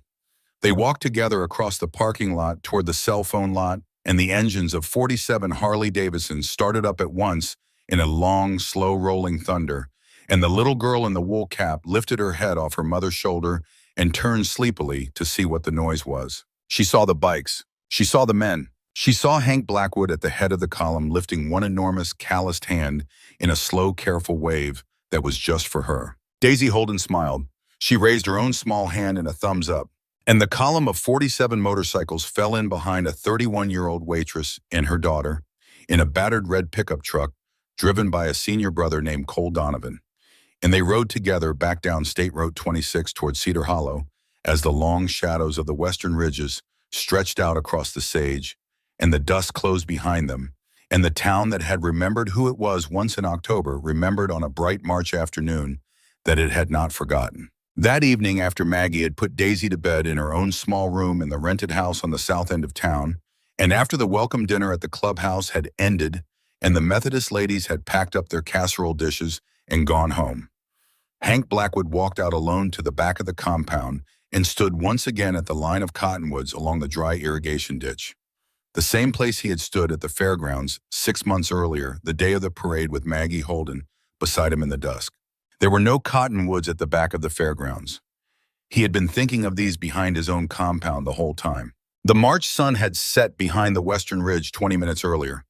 The sky over Cedar Hollow was a soft, cold blue going to lavender.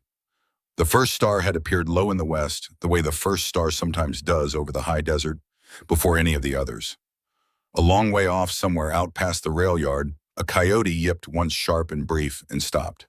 Hank Blackwood stood with his hands in the pockets of his cut. He thought about Earl Holden, who had been dead 9 years and who had sent him a granddaughter without ever knowing he was sending her. He thought about the photograph above the Death's Head logo on the clubhouse wall. He thought about Brock Vaughn sitting that night in a cell in a federal facility in Northern California with 14 years and 4 months left on a sentence that no judge would ever shorten. He thought about Slade Carver, his oldest friend in the world, who was sleeping a little better at night than he had been sleeping in the years before the parade. He thought about Maggie Holden, who would wake up tomorrow morning in her own kitchen in her own town for the first time in 6 months and would pour her own coffee, and who would in time be all right. He thought about the little girl asleep 2 miles south of him under a thin quilt that her grandmother had made before her grandmother had died. He thought about her in 15 years riding behind Slade Carver on a real motorcycle out the gate of the compound on her 16th birthday, the way Slade had promised, the way Hank knew Slade would keep that promise. He stood there for a long time. The lavender went to indigo. More stars came out. The cold settled in. After a while, he turned and walked back across the gravel lot to the main hall. Slade Carver was sitting at the oak table with a single low lamp on. There was a fresh pot of coffee between them. Slade poured Hank a cup without being asked. They sat for a few minutes without talking, the way two men sit who have known each other long enough to share silence the way other men share words. "You all right, brother?" Slade said eventually. "I'm all right." "Good." The little framed photograph of Daisy Holden gap-toothed and holding her rabbit was still in its place above the Death's Head on the wall. The original from before the treatment, the one Maggie had given them in September. Hank had not taken it down when he had hung the new one with the new hair and the new teeth. He had hung the new one above it, slightly higher at the very top of the wall. The two pictures together, one above the other, the same girl 6 months apart, both of them smiling. The first one a child who had not yet known what was coming. The second one a child who had walked through it and out the other side. Hank Blackwood looked at the two photographs for a long moment.